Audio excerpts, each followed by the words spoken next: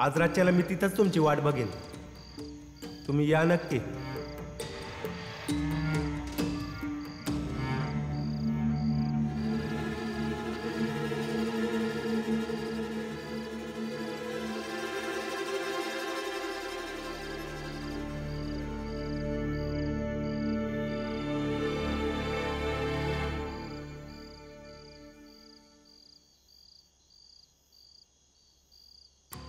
की आज रातच्याला भी मी घरला नाही आलो तर तुम्ही या समाजाला घाबरून घरात बसून राहाल का, की मग बाहेर पडाल मला शोधण्यासाठी? बोला.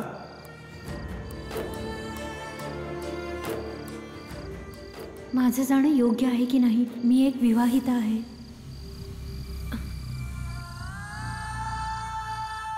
मी जाते. एक वेळ भेटण्यासाठी काय अडचण आहे?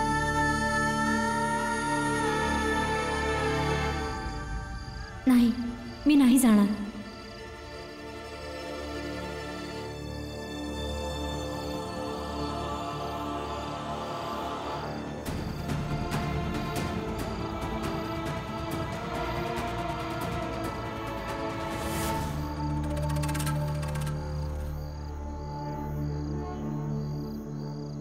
मला माहितीये तू कुठे चाललीयस. आज तुला पकडूनच राहणार मी.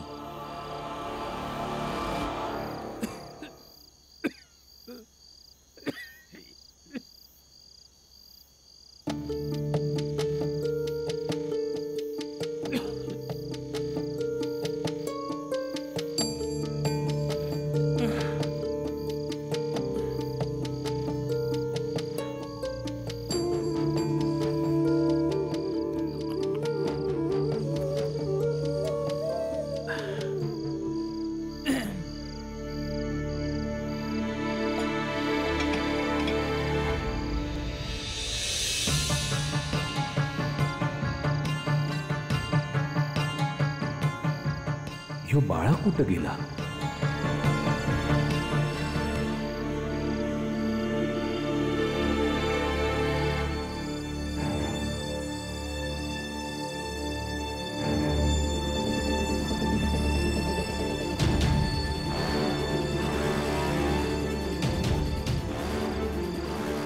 बाळाला आज सांगून देईन की असं भेटण्यासाठी हट्ट करत जाऊ नकोस. मी नाही येणार. घरी माझा नवरा आहे.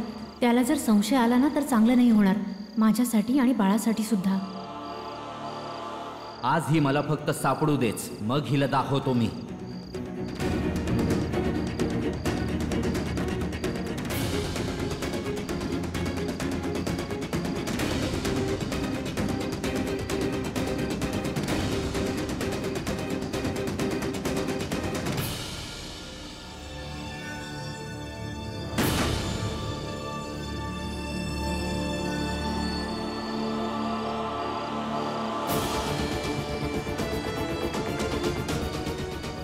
ह्यो बाळा एवढ्या राज्याला कुठं जातो आहे?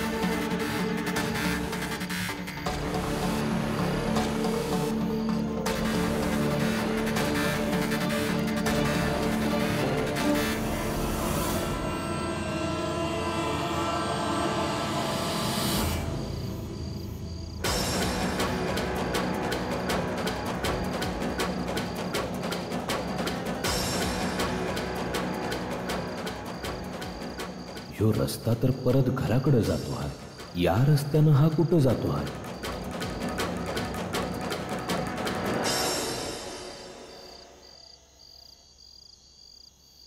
बाळाने तर सांगितलं होतं की तो इथे माझी वाट पाहणार, पण इथे तो आलाच नाही.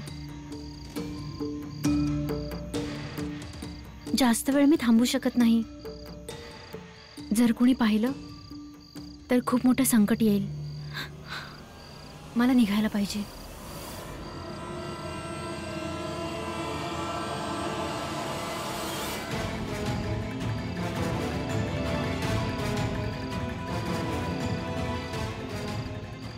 इथे एवढ्या रात्री काय करायला आली आहेस तू?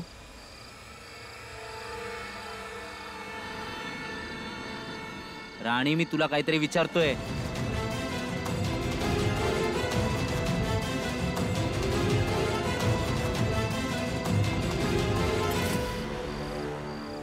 काही विचारतोय तुला आणि तू पानं तोडतेस. तुला काय मी मूर्ख वाटलो?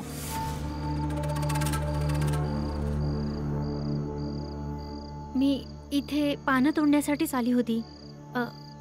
हल्ली तुम्ही माझी काळजी घेत नाहीत, तर तुम्हाला कसं समजणार की मला काय होतंय? मी तुझी काळजी नाही करत, मग तूच सांग ना. माझं पोट आणि कंबर खूप दुखत होतं आणि ऐकलं होतं की या पानांना तुपामध्ये गरम करून लावलं तर त्रास कमी होतो, म्हणून घेण्यासाठी आले होते. जर दुखत होतं तर मला का नाही सांगितलंस? मी अंतर्यामी आहे का, जे मला सगळं कळणार? अंतर्यामी नाही, पण नवरा तर आहे ना. कधी कधी नवऱ्यानेही आपल्या बायकोला विचारायला पाहिजे. नेहमी बायकोच नाही सांगणार ना. आणि तसं पण नाही विचारलं तर, आणि तसं पण तुम्हाला काही सांगायला भीती वाटते. समजतच नाही की तुम्ही कुठल्या गोष्टीवरून चिडून मला बोलणार किंवा मला मारणार.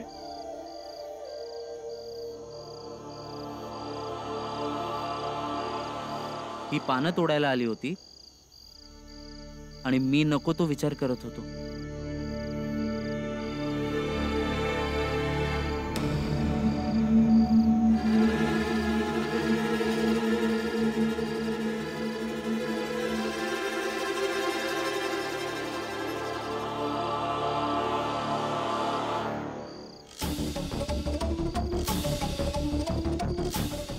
मला उगाच संशय आला होता.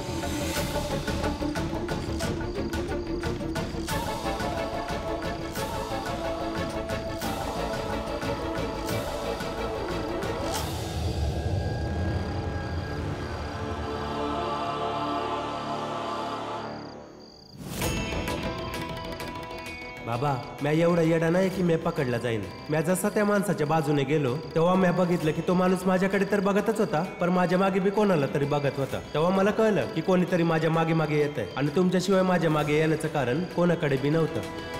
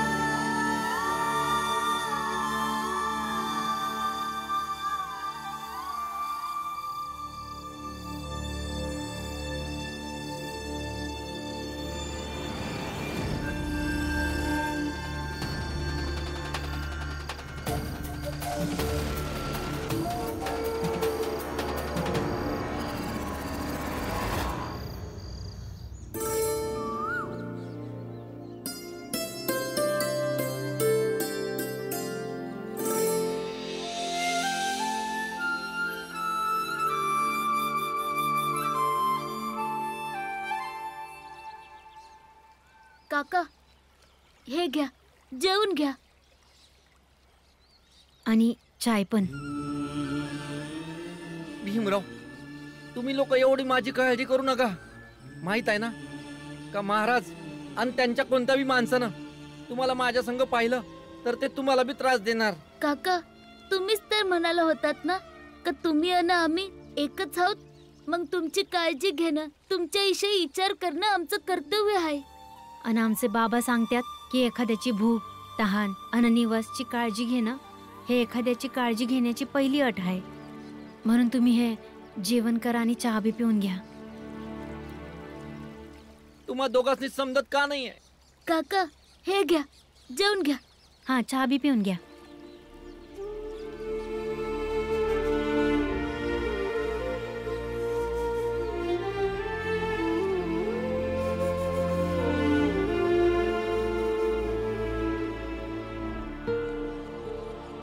आज नंतर माझ्या दुकानात पाय बी ठेवायचं नाही, नाही तर तुमच्यामुळे माझा धंदा बंद करावा लागल.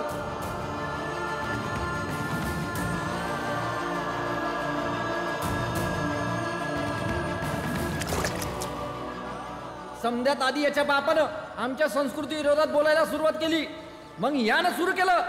म्हणून मी सांगतोय का जर आपली संस्कृती वाचवायची असेल तर यासनी संपून टाकू, याला संपवूनच टाकू, म्हणजे हे प्रकरण संपल. मला थोडस पाणी द्या ना, नाहीतर माझी आई मरून जाईल. तू गुडघ्यावर बस, तुला पाणी मिळेल. माझ्या दुकानात एक डब्बा घासलेट आहे, त्यानं आपण याचं घर काढून टाकायचं का? ना घर राहणार ना राहणार हे लोक.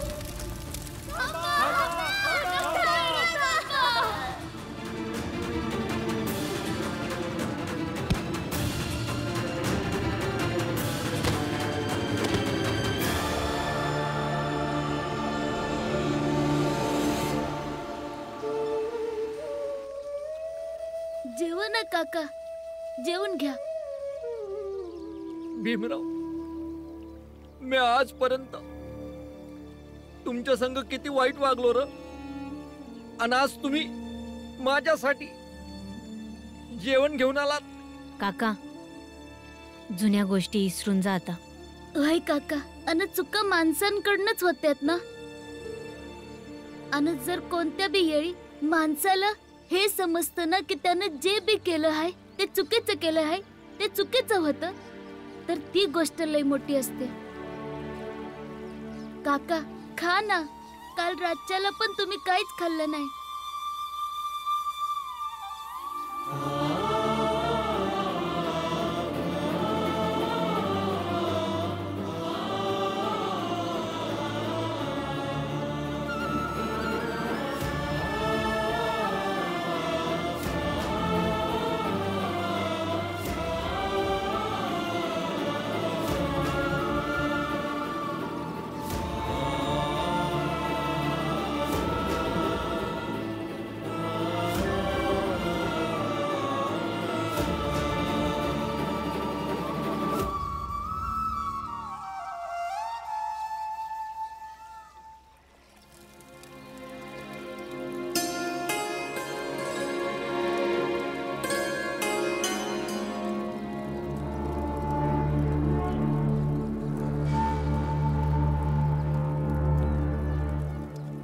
रात्री पाला लावला होता ना, अजून दुखणं गेलं नाही का?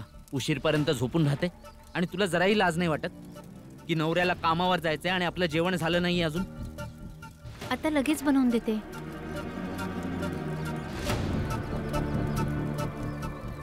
जेवण झाल्यावर सांग, मला खूप जास्त भूक लागली आहे.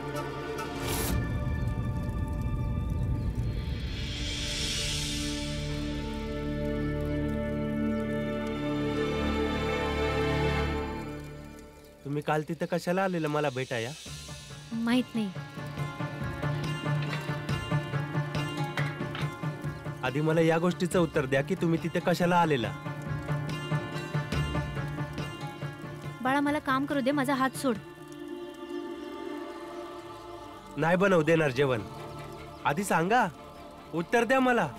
बाळा, तू जा इथून, मला त्रास नको देऊस. नाही जाणार.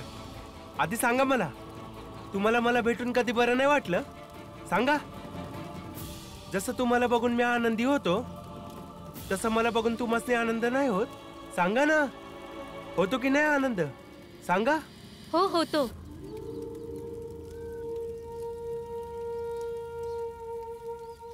होतो मला आनंद.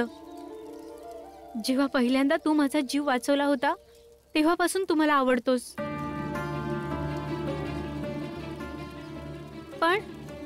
पण तू काही बोललासच नाही, म्हणून मी ही गप्प राहिली.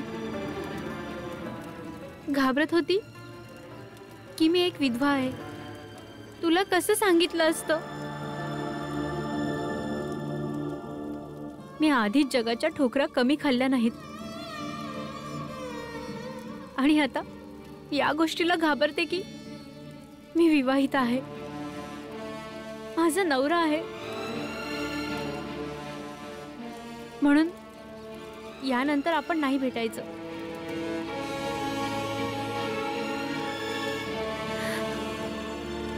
तू जा इथून आणि सगळं विसरून जा. कसं काय विसरून जाऊ? मागच्या वेळेला मी तुम्हाला भेटलेलो, हे एवढ्या दिवसात मी विसरून गेलो होतो. मागच्या वेळेला तुम्ही जेव्हा गेला होतात तेव्हा मी शपथ घेतली होती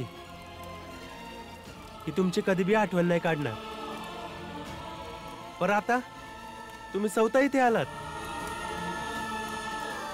मग तुम्हीच सांगा मी कशी निभावू आपली शपथ. अगं जेवण घेऊन ये, भूक लागलीये. बाळा तू जा इथून, मला स्वयंपाक करायचा आहे. जा तू. तुमचं लगीन झालं यात माझी तर काही चूक नाहीये. हे बघ बाळा, तू इथून निघून जा. तुला माझी शपथ आहे. ठीक आहे, बनवून घ्या जेवण. पर मी इथं परत येईन. तोपर्यंत येईन जोपर्यंत मला या गोष्टीचं उत्तर नाही मिळत की तुमची आठवण आल्यावर मी काय करायचं ते.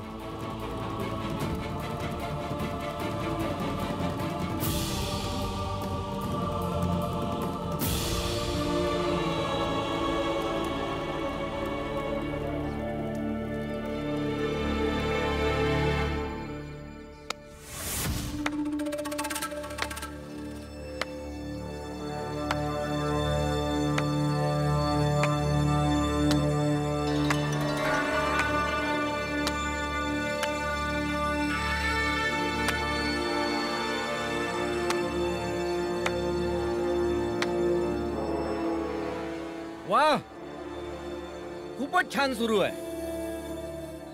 खूपच चांगलं दृश्य आहे. तू तर खूप लवकर रंग बदलून घेतले रे. तुझ्यावर थोडं संकट काय आलं, तुझं तर धर्म संस्कृती सगळंच बदललं. तुला तर नरकात जागा मिळणार आहे. नरकात नरकात.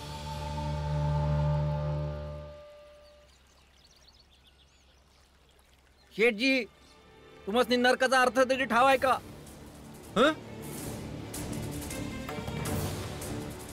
तुमच्यासारख्या अप्रामाणिक आणि स्वार्थी लोकांच्या मंदी राहणंच नरक असतं. आणि त्या हिशोबानं म्या नरकाचं आयुष्य जगून घेतलंय. आणि आता येणारं आयुष्य जसं बी असल, पण नरकासारखं नसल शेठजी. असं का? खूप जास्त बोलतोयस तू. तू आपल्या मर्यादेत राहून बोल. शेठजी, आज पतूर म्या तुमचीच भाषा बोलत आलो आहोत. आज पहिल्यांदा म्या स्वतःची भाषा बोलताय. आणि राहिली गोष्ट माझ्या लायकीची, आपण दोघांनी आपली लायकी पाहिली तर तेच बरं राहील. नालायक, तुला मी रोज दारू पाजली आहे माझ्या पैशांनी. विसरलास का? दारू तुमच्या लक्षात आहे. आणि रोज सकाळी तुमच्या दारू परीस कित्येक पट जास्त म्या तुम्हाला चहा पाजलाय. हे विसरला तुम्ही? दारूची किंमत आणि चहाची किंमत एक आहे का? किंमत शेठजी, किंमत तुम्हाला समजणार नाही. आज मला जगात सगळ्यात जास्त महागडं हे जेवण वाटतंय, जे हे मुलं माझ्यासाठी घेऊन आली आहेत. पर तुम्हाला समजणार नाही ते. जावा शेठजी, जावा इथून. जातोय.